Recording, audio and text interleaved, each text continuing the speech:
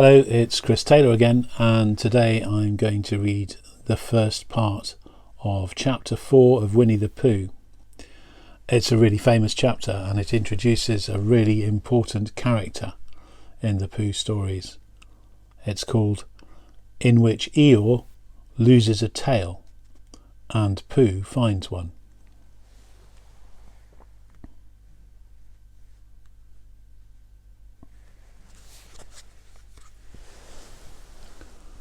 There is a wonderful picture of Eeyore.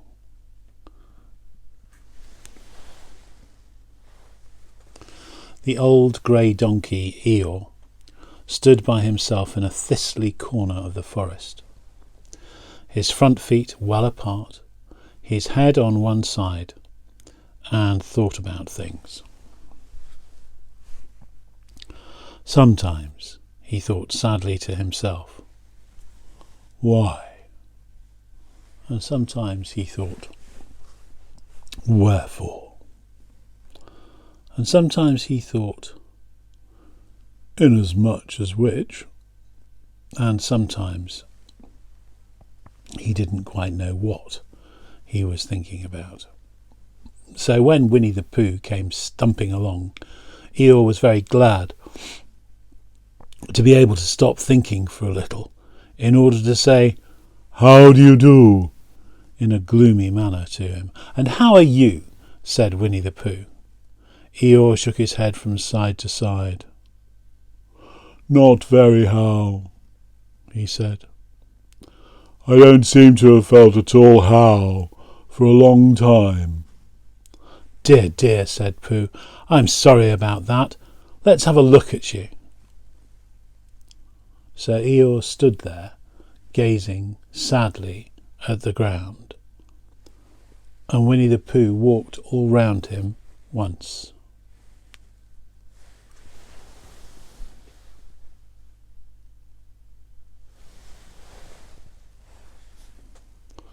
"Why, what's happened to your tail?" he said in surprise. "What has happened to it?" said Eeyore. "It isn't there." "Are you sure?" "Well, either a tail is there or it isn't there. You can't make a mistake about it, and yours isn't there." "Can you see Eeyore's tail?"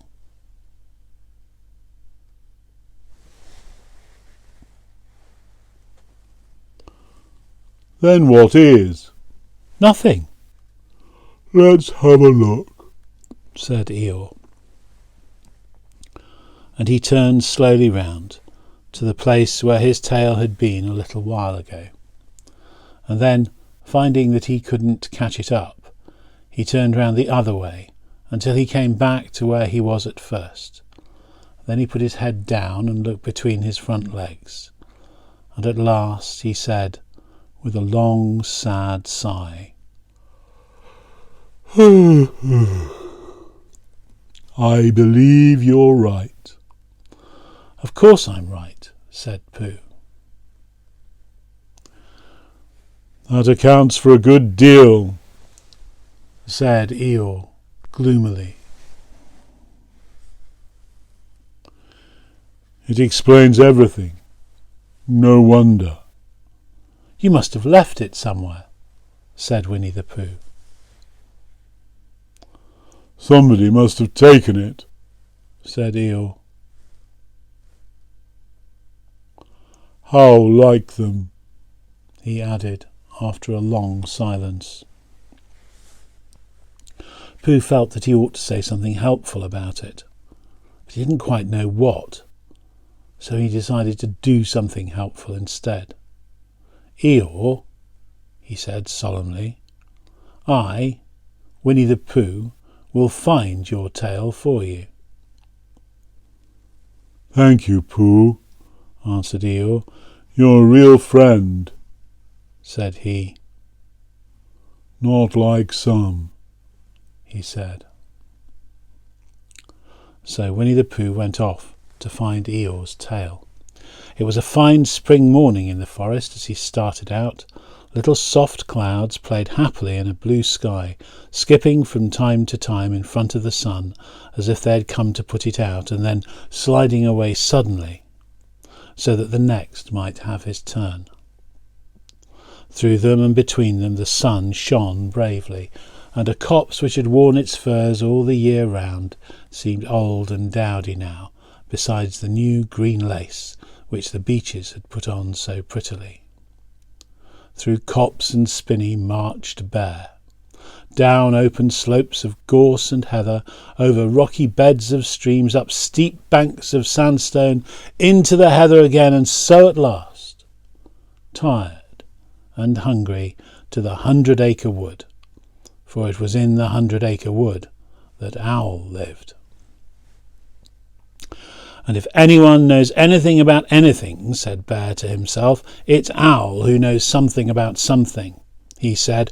Or my name's not Winnie the Pooh, he said, which it is, he added. So there you are. Owl lived at the Chestnuts, an old world residence of great charm, which was grander than anybody else's, or seemed so to Bear, because it had both a knocker and a bell pull. Underneath the knocker there was a notice which said,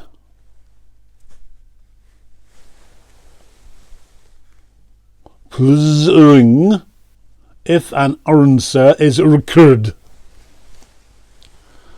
And underneath the bell pull there was a notice which said,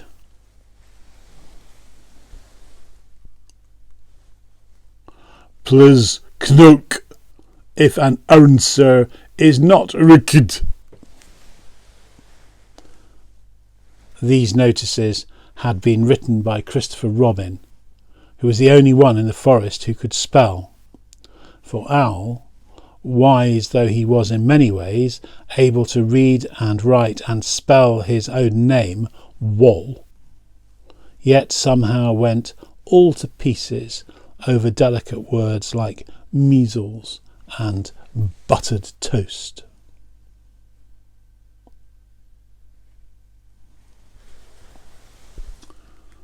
Winnie the Pooh read the two notices carefully.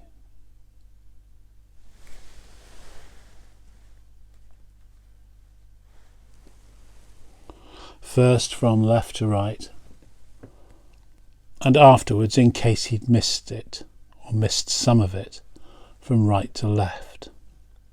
Then, to make quite sure, he knocked and pulled the knocker, and pulled and knocked the bell rope, and he called out in a very loud voice, "Owl, I require an answer. It's Bear speaking." And the door opened, and Owl looked out. That's the end of part 1.